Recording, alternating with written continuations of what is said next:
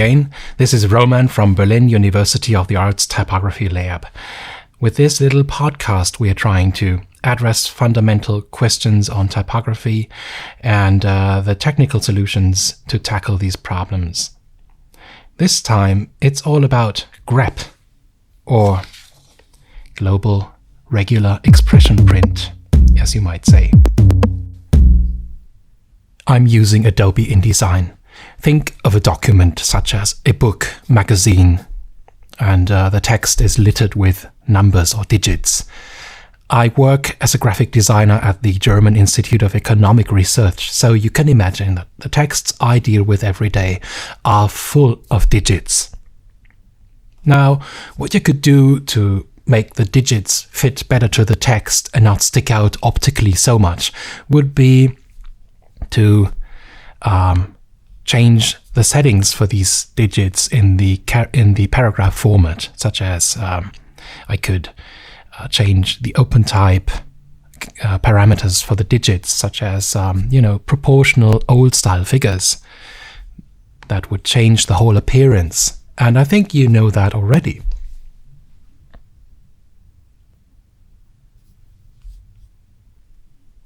I always thought these old-style figures would be the best choice for text, especially long text. However, I found out that some contexts, such as scientific contexts, do not favor them so much. So I was asked in my job at the Institute to eliminate these old-style figures and use uppercase figures instead. Uppercase or lining figures tend to look large and stick out optically of the text, depending on the font you're using. So sometimes you wish to make them smaller a little bit. And thinking of a 900 page book or very large text, you would not like to do that per hand. So this is exactly where the GREP technology is now kicking in. So what we need to do first is specify what we want as a result. So let me change size of this digit from 36 point to 35 point, slightly smaller, and optically adjust it a little bit.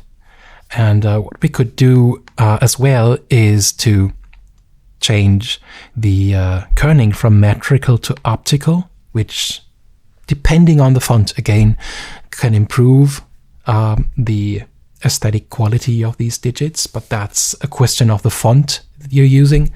Anyway, I just did it, and to add a parameter, and now we can build a character format just for the digits.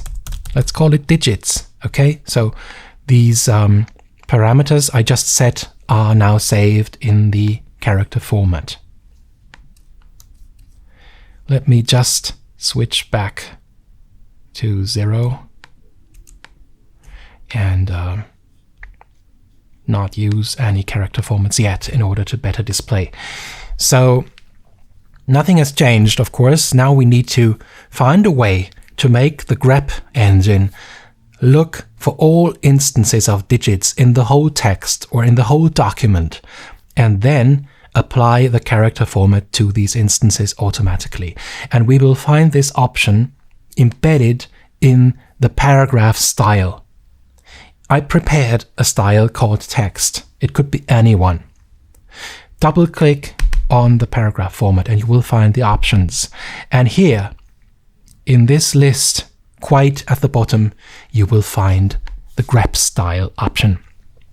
And let's generate a new GREP style now. And now we can find the search algorithm embedded in this GREP style. First of all, select the character format we just prepared. So this has been selected. And now we will try to specify what the engine is searching for.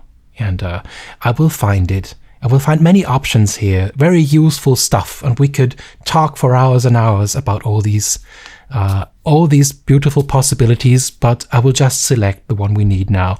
It's a placeholder for a random figure.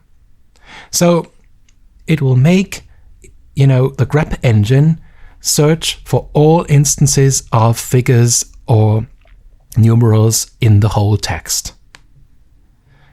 So this is it. And all I need to do now is click OK.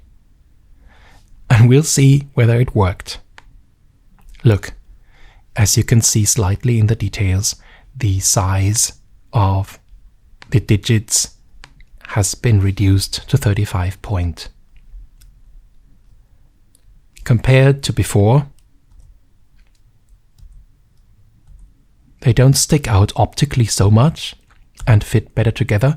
And adding to that, I changed the alignment and kerning to optical, which at some point, at some fonts, it's just better.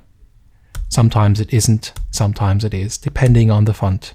So here you have the opportunity to optimize a long text with a few clicks using the GREP engine.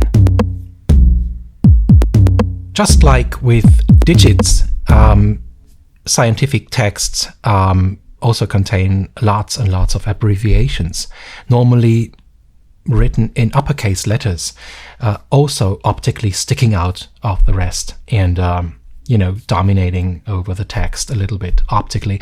So you'd like to do almost the same thing and either convert these uppercase abbreviations to small caps, or make them optically smaller a little bit in order not to stick out so dramatically. This is my proposition. This text already includes abbreviations in uppercase. In order to convert them to something like small caps, you'd first have to specify how they should look and how this conversion should be done. So let me try and change the appearance of these uppercase letters using the OpenType panel. And you can convert the uppercase letters to small caps by the caps to small caps function. Alles in Kapitelchen in German. And if I do that, you will see the character appearance has changed. In case that this is not too small for you, we could work with that first.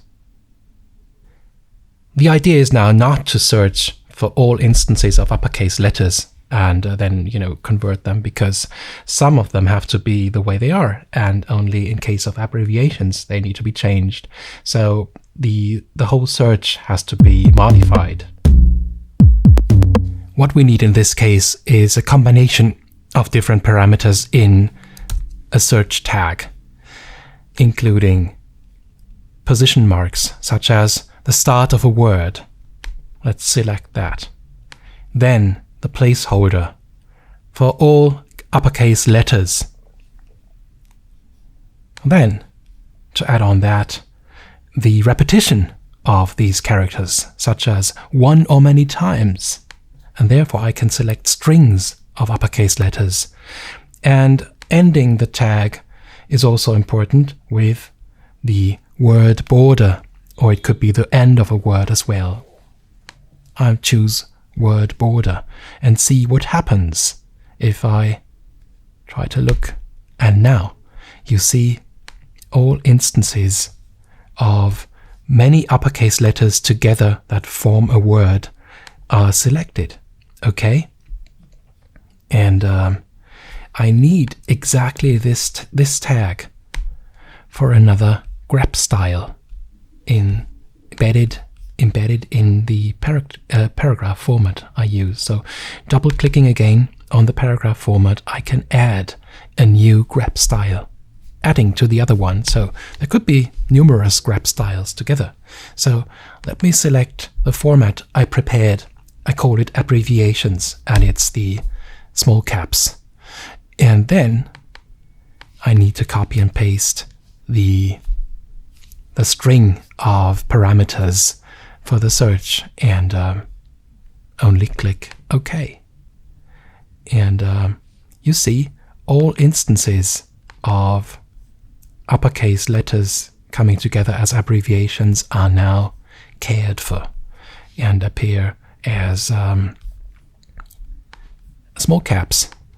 And, now if I don't like that, if I'd say small caps are too small, they look insignificant or whatever, I could still change the paragraph format and do whatever I'd like, such as make them larger or